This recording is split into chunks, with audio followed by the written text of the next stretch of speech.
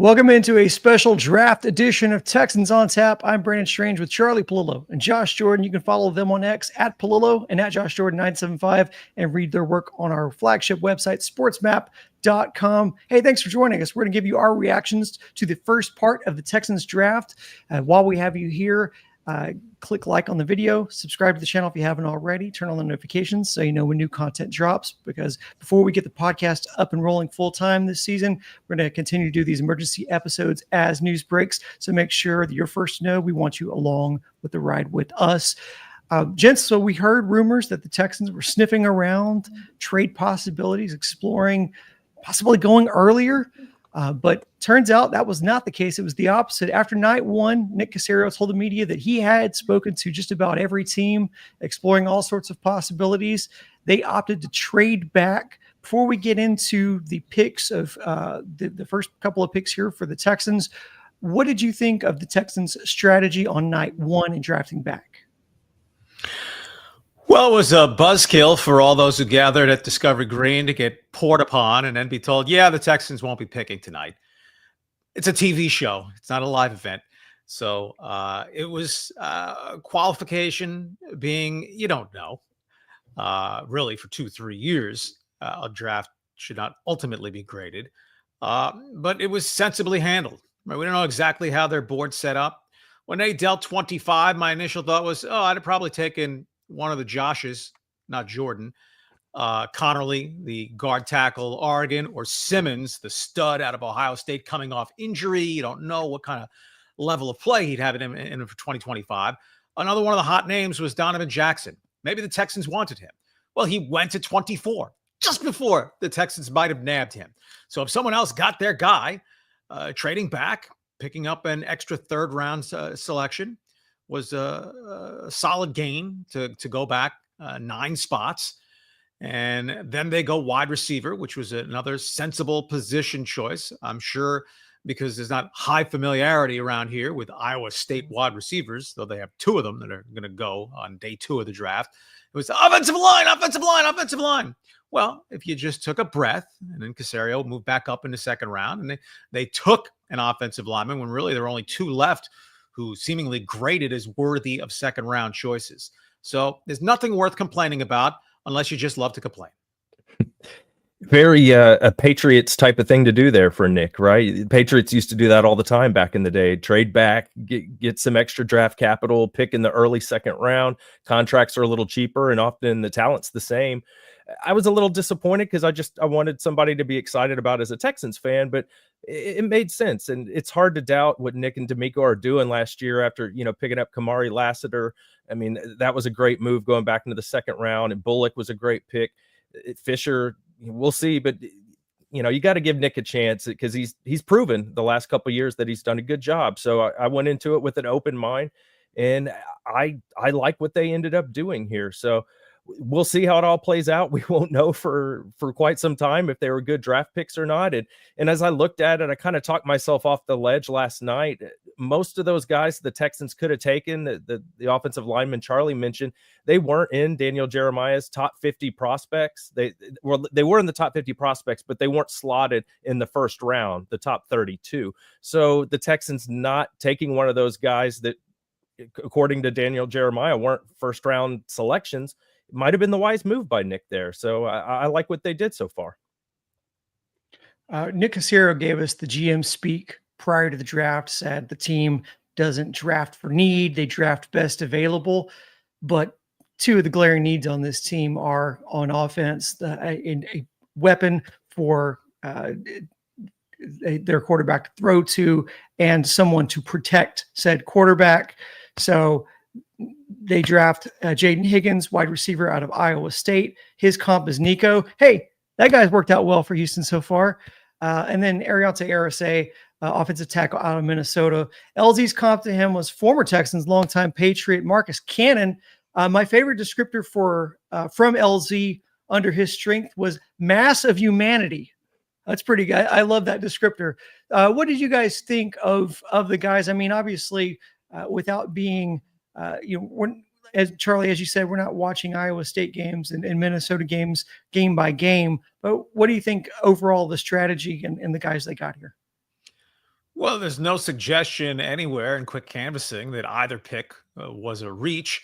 You mentioned it, Brandon. The physical comp for Higgins is Nico Collins, the single best draft pick Casario has made to this point. And Derek Stingley Jr. is tremendous, but he was the third overall pick in the draft. Nico Collins was a third round pick who's now looking like an annual Pro Bowl level guy. Nico lists at 6'4", 222. Jaden Higgins lists 6'4", 213. So about a half hour in an NFL work program and, eating that cafeteria, you can get right up to Nico's size. So to have a pair of 6'4" targets, no team plays a pair of 6'4" cornerbacks. So you're going to be able to dictate some physical mismatches there. It'll be all about, we loved Higgins, we loved Higgins, we loved Higgins. I think it's another indication that they are not counting on Tank Dell at all for the 2025 season. When you factor in, they also made the move for Christian Kirk. So those are their three wide receivers. And if you want to go four wide as opposed to a tight end, the competition is on to see who makes the team for that spot, including Christian Watson, who they signed the free agent from Kansas City. Justin Watson. Christian's the Green Bay guy. So Higgins, fine with that. I'd have been less fine if they didn't come back with an offensive lineman. And I like that Casario moved back up to get a guy who's a little bit higher graded. Ursary listed 330. Now, is he one of those big mobile dancing bear types? Or will the Texans say, you know what, if you're going to play tackle in the NFL, we want you to slim down a little bit to deal with speed rushers. And, that remains to be seen. But at that size, if you're going to be playing Howard and Cam Robinson, and Ursary's really impressive, could he swing inside? I guess the immediate competition is between Blake Fisher and Ursary, back-to-back second-round offensive linemen, to see who's going to earn playing time first. Whether it's because Howard goes inside and they want to get their five best offensive linemen on the field, or Howard's at one spot and it's Cam Robinson or Trent Brown on the other as a starter. Yeah, there was another comp I saw for Jaden Higgins I thought was interesting. Derek Brown from Fantasy Pros brought it up. He compared him to Michael Thomas, the former Saints wide receiver. And he's a bigger guy and great possession receiver. He could run, I think he ran around a 4.5, and Higgins ran a little bit faster than that in the mid 4.4s. That could make sense. You could see him as an X receiver type, which is kind of what Nico does. But he also he could be a power slot, which Michael Thomas did a lot. And we know that Christian Kirk's only on a 1-year deal. So that could make sense that you put that big guy in on the slot and take advantage of that size mismatch with him. The other one was Tet McMillan was another comp that you see, because Tet went in the top 10 of this draft. And he's another guy, 6'4", bigger guy. The kind of big difference they thought with McMillan, he was a little better yards after the catch. He could make guys miss a little bit better. So that's something that maybe Higgins isn't quite as good at, but maybe that's something that he can improve on, as he gets, into the NFL program, into the NFL weight room, that kind of thing. Higgins was 20th in yards per route run versus man coverage. So there's some stats on him there. He had 25 missed tackles forced in the last 2 years, whereas McMillan had more forced missed tackles in just 2024 than Higgins had in both years. So that's why we see where McMillan went in the top 10 and Higgins falls there to the top of the second round. But there were also a lot of people that thought that Higgins could have snuck into the back end of the first round. So I like the pick there. And he also had a teammate I really like, Jalen Knoll, and he got a lot of work, and that kind of took away some of the production there from Higgins. So that's something to keep in mind. And as far as Ursary, looking at what Lance Erline's write-up was, he thinks maybe he ends up being a right tackle in the NFL. He played left tackle in college. So as Charlie mentioned, we'll see how it shakes out with what they do with Titus Howard and Fisher. But at the end of the day, they just needed more quality offensive linemen to step up the competition in that room, keep CJ Stroud from getting hit. CJ got sacked the second most out of all quarterbacks in the NFL last year, only behind Caleb Williams. And as I was watching the package on ESPN when they announced the Ursary pick, they brought up that he kept Abdul Carter in check, the top pass rusher in this draft, when they matched up this past season. So, hey, that's a good sign there. Yeah. And what a beautiful coincidence. And you alluded to it, Brandon. A beautiful coincidence that the two position units generally regarded as the Texans' greatest areas of need, the best player available when they were on the clock for the first one and then traded for the second one. There's nothing along with a little grade fixing when putting together a draft board.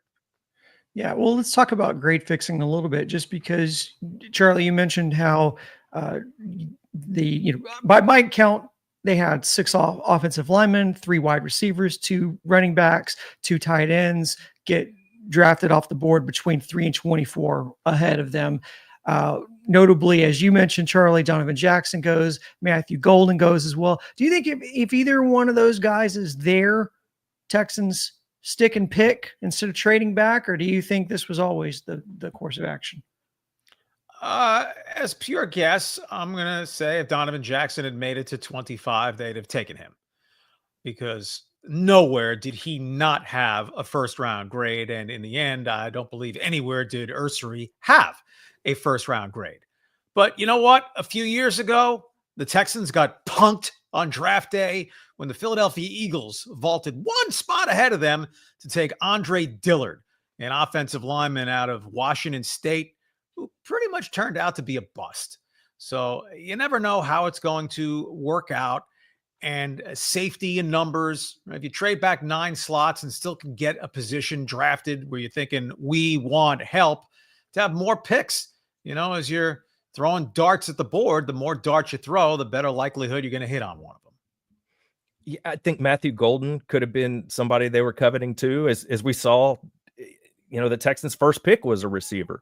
So maybe with Matthew Golden going off the board to the Packers, right in front of them, that might have been the move. I've also seen some people that had Higgins in front of Golden in their prospect ranking. So it's hard to know what they would prefer.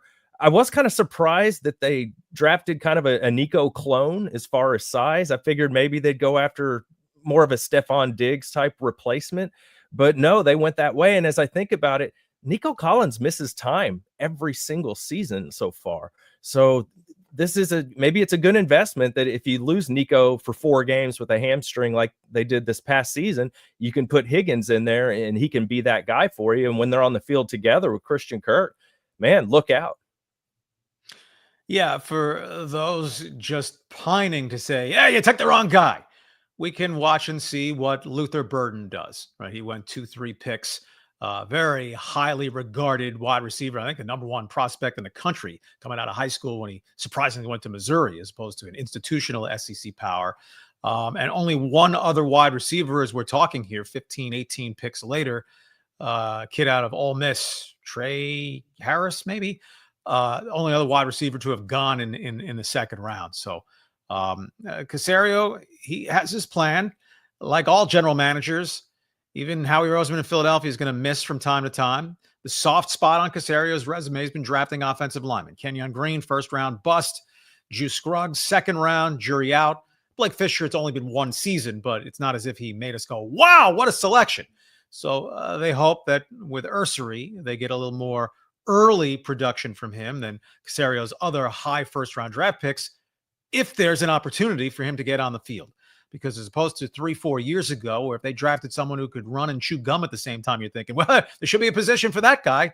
The Texans have a pretty balanced, solid roster, which they can still fortify on the offensive side, because other than if there's a defensive tackle, a young guy they think they can develop, or 1 more athletic linebacker for the depth chart there and for special teams, I'm thinking come back with 1 more young offensive lineman.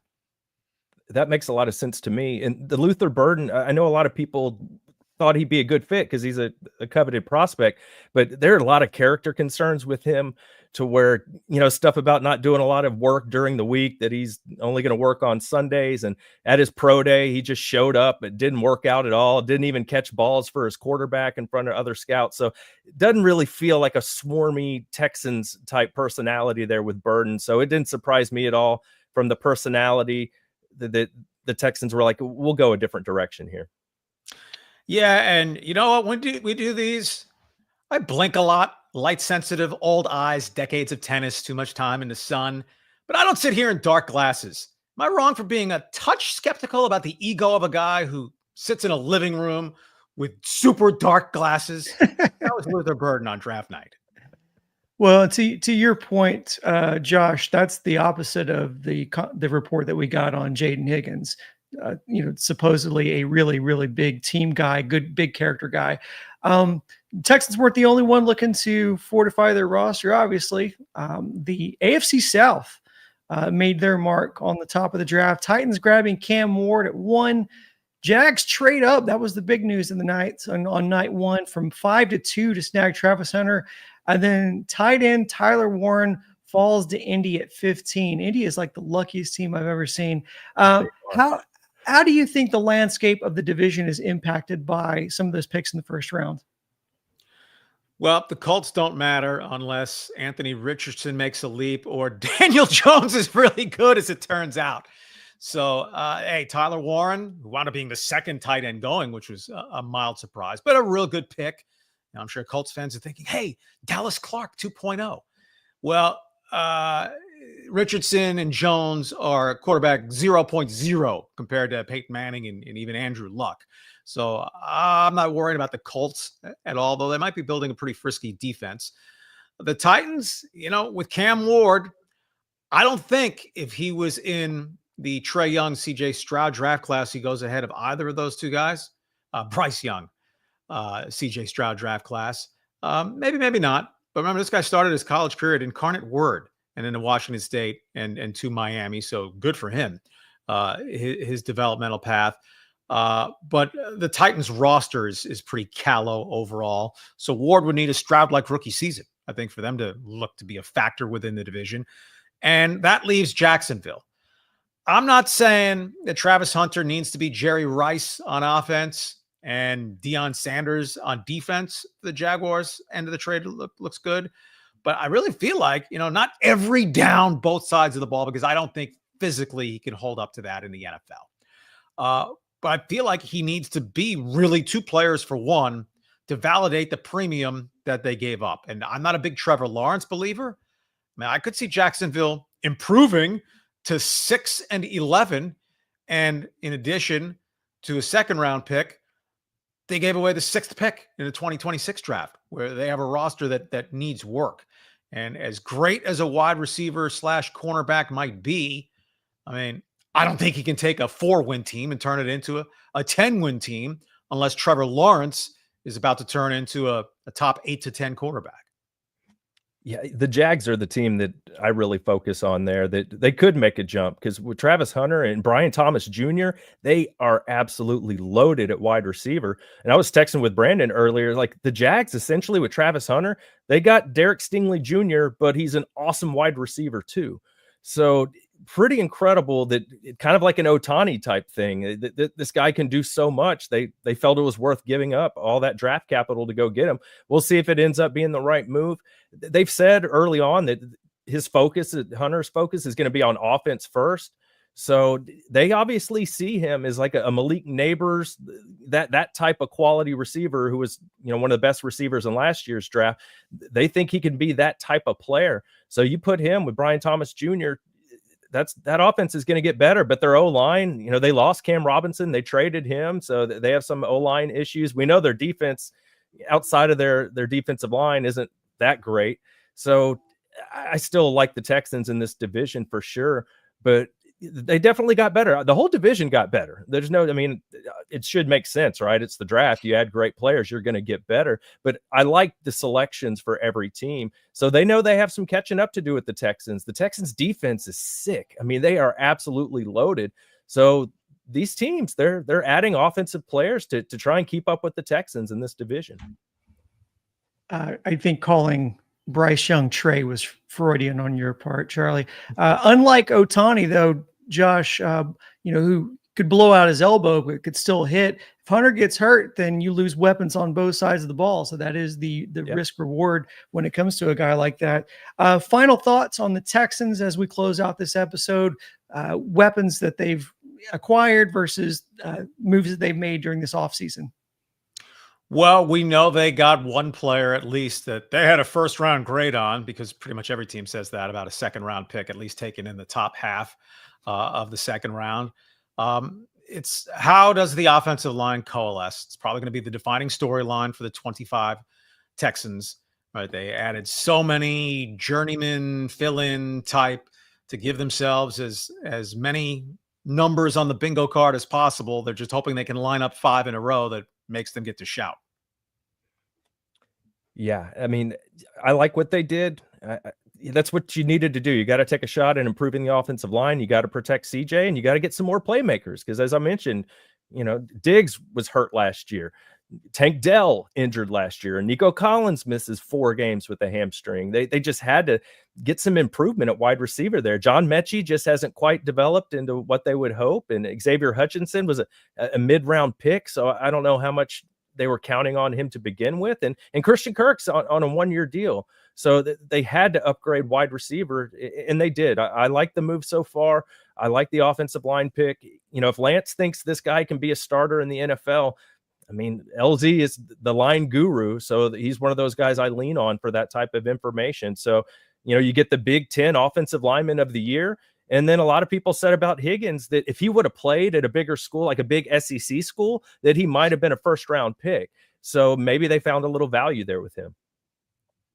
Sounds like you guys think Nick Caserio cooked, so we'll leave it at that. That's going to be it for this episode of Texans on Tap. We'll be back as, oh my goodness, I think it's Mr. Smith from the Matrix. That's going to be it for this episode of Texans on Tap. We'll be back as breaking news happens, so make sure you're sub to the channel with those notifications on. Until next time, for Charlie and Josh, thanks for listening and watching. I'm Brandon. Go Texans.